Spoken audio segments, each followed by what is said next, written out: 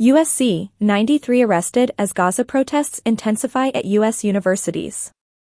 Police have arrested 93 people at the University of Southern California, USC, in Los Angeles on trespassing charges, as protests against the war in Gaza intensify across U.S. campuses.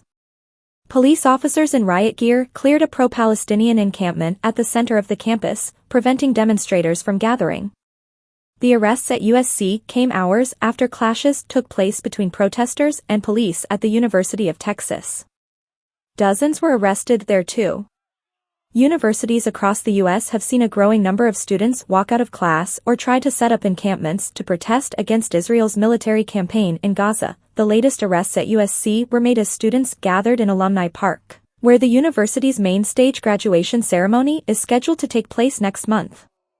LA police said during an operation that lasted several hours they cleared an encampment and sought to remove demonstrators. Students received a 10-minute warning from police helicopters to disperse. Those who refused were arrested on trespassing charges. The protest was reported to have been largely peaceful at first, but then turned tense with the continued police presence.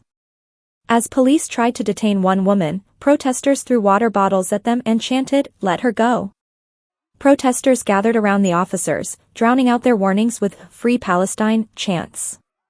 Students, some wearing keffiyehs, were holding "Liberated Zone" signs, banging drums. Earlier on Wednesday, there were chaotic scenes on the campus of the University of Texas in Austin as hundreds of local and state police on horseback, holding batons, dispersed protesters.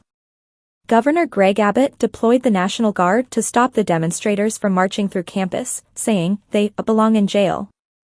Social media footage shows officers pushing into the crowd, while warning demonstrators on loudspeakers to leave the premises or face arrest. "I command you in the name of the people of the state of Texas to disperse," the announcement said. 34 people were arrested, officials said.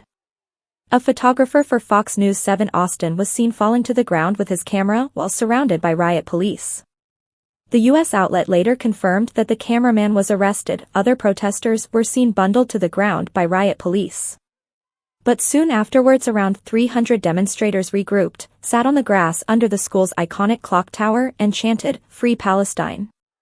Protests against Israel's war in Gaza have spread across the country after more than 100 people were arrested at New York City's Columbia University a week ago, after police tried to clear an encampment. Protesters at Columbia heckled the visiting Republican House Speaker, Mike Johnson, earlier on Wednesday. The entire campus had been adorned by dozens of Palestinian flags and placards with slogans such as "Real Americans Stand with Gaza," "Demilitarize Education," and "There are no universities left in Gaza." Last week, USC canceled outside speakers for this year's graduation ceremony, following controversy surrounding the cancellation of the university's valedictorian speech, due to be given by Muslim student Asnatha Bassoum. The university said her speech should not go ahead due to security concerns, after complaints that her social media presence was anti-Semitic. Ms. Bassoum said she was the target of a campaign of hate meant to silence my voice. Elsewhere across the U.S., protest tents have sprung up including at Columbia University, the University of California, Berkeley, Yale, Emerson, and the University of Michigan. Pro-Israel and Jewish groups claimed some protests included anti-Semitic elements and said they did not feel safe as a result. At the Columbia University campus in New York City, several Jewish students expressed concerns about a threatening campus environment, but other demonstrators argued that incidents of harassment of Jewish students had been rare and blown out of proportion by those opposed to their demands. Activists have been calling for universities to divest from genocide and to stop investing large school endowments in companies involved in weapons manufacturing and other industries supporting Israel's war in Gaza.